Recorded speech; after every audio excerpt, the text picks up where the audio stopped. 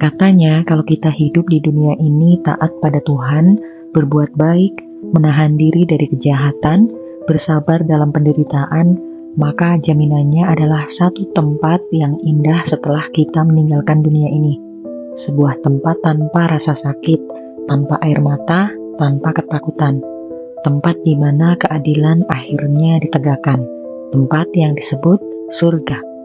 Hey guys, aku Lady Magnifica and you're watching Lady Magnifica Tells Stories. Hampir semua manusia di dunia mengenal konsep ini, meski dengan nama dan gambaran yang berbeda-beda.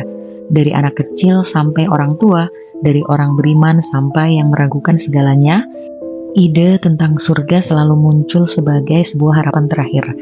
Tapi pernahkah kita benar-benar bertanya, dari mana sebenarnya asal-usul ide tentang surga ini? Apakah surga murni wahyu dari Tuhan? Atau hasil dari perjalanan panjang pikiran manusia menghadapi hidup, penderitaan, dan kematian? Untuk memahami asal-usul ide surga ini, kita perlu mundur jauh, bahkan sebelum agama-agama besar yang kita kenal hari ini lahir. Jauh sebelum kitab suci ditulis, manusia purba sudah lebih dulu berhadapan dengan satu pertanyaan paling menakutkan. Apa yang terjadi setelah kita mati? Bagi manusia awal, kematian bukan sekedar akhir biologis. Mereka melihat tubuh yang dulu bergerak ini membeku, mata yang tak lagi menatap, dan nafas yang berhenti. Namun anehnya, orang yang mati itu masih hadir dalam mimpi, dalam ingatan, dan dalam bayangan. Dari sinilah muncul gagasan awal bahwa ada sesuatu dari manusia yang tidak ikut mati bersama tubuhnya. Bukti paling awal bisa kita lihat dari praktik penguburan kuno. Manusia Neanderthal puluhan ribu tahun lalu menguburkan jenazah dengan bunga, perhiasan, bahkan alat berburu. Ini menandakan satu keyakinan sederhana tapi kuat. Orang mati mungkin bisa membutuhkan sesuatu di tempat lain. Dan jika ada tempat lain ini, maka kematian bukan akhir, melainkan perpindahan. Seiring berkembangnya peradaban, ide tentang kehidupan setelah kematian menjadi semakin kompleks.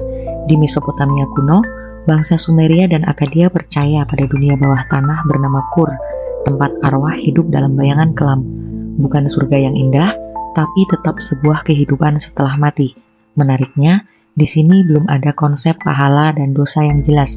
Baik atau jahat, hampir semua arwah berakhir di tempat yang sama. Berbeda dengan Mesopotamia, Mesir kuno mulai mengembangkan ide yang lebih terstruktur.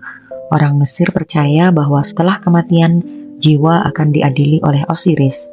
Jantung manusia akan ditimbang dengan bulu Ma'at, simbol kebenaran dan keadilan. Jika jantung lebih berat karena dosa, jiwa akan dimakan oleh makhluk mengerikan. Tapi jika lulus, ia akan masuk ke Aru, ladang alang-alang yang subur dan damai. Inilah salah satu bentuk paling awal dari konsep surga sebagai hadiah. Disinilah titik pentingnya. Surga mulai dipahami bukan sekedar tempat setelah mati, tapi sebagai balasan atas kehidupan yang dijalani di dunia. Ide ini sangat kuat dan terus diwariskan ke peradaban berikutnya. Di Yunani kuno, dunia setelah kematian dikenal sebagai Hades. Namun di dalamnya ada beberapa lapisan. Ada Asphodel Meadows untuk jiwa biasa, Tartarus untuk mereka yang sangat jahat, dan Elysian Fields untuk para pahlawan dan orang-orang terpilih. Elysium digambarkan sebagai tempat kebahagiaan abadi, tanpa penderitaan. Lagi-lagi, kita melihat pola yang sama. Kehidupan moral di dunia menentukan nasib setelah mati. Sementara di India kuno, dalam tradisi Hindu dan kemudian Buddha, konsep surga muncul dengan cara yang berbeda. Surga bukan tujuan akhir, melainkan tempat sementara. Swarga adalah tempat para dewa dan jiwa yang memiliki karma baik. Namun setelah menikmati hasil perbuatannya, jiwa akan lahir kembali ke dunia. Di sini, surga bukan akhir cerita, tapi bagian dari siklus panjang kehidupan. Konsep ini memperlihatkan bahwa ide surga tidak selalu berdiri sendiri. Kadang ia berfungsi sebagai jeda, kadang sebagai tujuan, kadang sebagai motivasi moral. Ketika agama-agama Abrahamik muncul, Yahudi, Kristen, dan Islam, konsep surga mengalami penguatan besar-besaran. Surga tidak lagi sekedar tempat indah, tapi janji ilahi. Dalam tradisi Yahudi awal, konsep kehidupan setelah mati masih samar. Namun seiring waktu, terutama setelah masa pembuangan Babilonia, gagasan tentang Eden sebagai tempat bagi orang yang benar mulai berkembang. Dalam Kristen, surga menjadi pusat harapan akhirat. Kehidupan di dunia dilihat sebagai ujian, sementara kehidupan setelah mati adalah keabadian. Surga digambarkan sebagai persekutuan abadi dengan Tuhan, tempat tidak ada lagi penderitaan. Kitab Wahyu menggambarkannya sebagai Yerusalem baru, kota yang bercahaya, penuh kemuliaan. Dalam Islam, konsep surga atau jannah digambarkan sangat detail. Sungai-sungai mengalir, buah-buahan berlimpah, kedamaian total, dan yang paling utama, keridaan Tuhan. Surga bukan hanya hadiah fisik, tetapi juga keadaan spiritual tertinggi. Semua rasa takut, rasa sedih, dan kecewa dihapuskan. Salah satu jawabannya terletak pada pengalaman manusia itu sendiri. Hidup di dunia ini tidak adil. Orang baik sering menderita, sementara orang jahat kadang hidup nyaman. Jika keadilan tidak selalu terjadi di dunia, maka manusia menciptakan ruang lain tempat keadilan itu ditegakkan. Surga menjadi jawaban atas ketimpangan hidup. Surga juga lahir dari ketakutan paling mendasar manusia, kematian. Pikiran bahwa semua perjuangan, cinta, dan pengorbanan berakhir begitu saja terlalu menyakitkan untuk diterima. Maka, surga hadir sebagai penghiburan, bukan pelarian kosong, tapi harapan bahwa hidup memiliki makna lebih besar dari sekedar bertahan lalu lenyap. Dari sudut pandang psikologi, ide surga membantu manusia bertahan menghadapi penderitaan. Orang yang percaya bahwa penderitaan di dunia akan dibalas dengan kebahagiaan abadi, cenderung lebih kuat menghadapi cobaan. Dalam konteks ini, surga berfungsi sebagai jangkar mental dan emosional. Namun menariknya, seiring perkembangan zaman modern, konsep surga mulai dipertanyakan.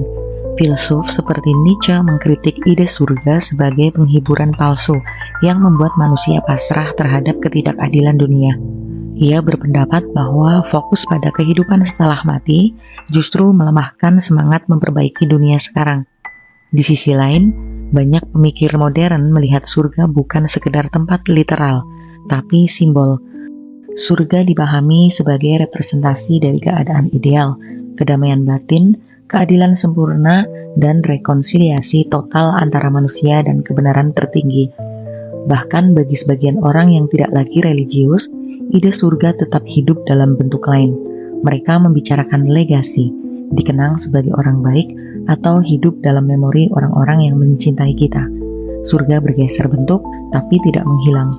Ini menunjukkan satu hal penting. Ide surga tidak pernah benar-benar mati. Ide ini beradaptasi dengan zaman, bahasa, dan cara berpikir manusia. Entah sebagai tempat nyata, kondisi spiritual, atau simbol harapan, surga selalu hadir sebagai jawaban atas kegelisahan terdalam manusia. Jadi, dari mana asal-usul ide surga ini? Ide ini lahir dari pertemuan antara ketakutan akan kematian, kerinduan akan keadilan, dan harapan akan makna hidup.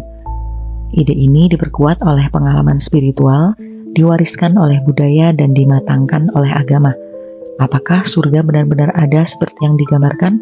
Atau surga adalah bahasa manusia untuk menjelaskan sesuatu yang terlalu besar untuk dipahami? Pertanyaan itu mungkin tidak pernah terjawab sepenuhnya. Namun satu hal yang pasti, selama manusia masih bertanya tentang arti hidup, selama ketidakadilan masih ada, dan selama kematian tetap menjadi misteri, ide tentang surga akan terus hidup sebagai janji, sebagai harapan, dan sebagai cermin dari kerinduan terhadap manusia akan sesuatu yang lebih baik dari dunia ini. Dan mungkin pada akhirnya surga bukan hanya tentang tempat setelah mati, tapi tentang keyakinan bahwa hidup ini tidak sia-sia.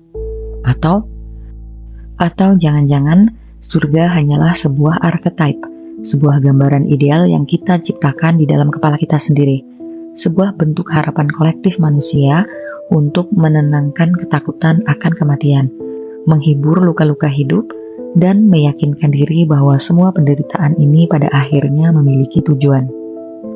Aku Lady Magnifica, sampai jumpa lagi di video-video selanjutnya.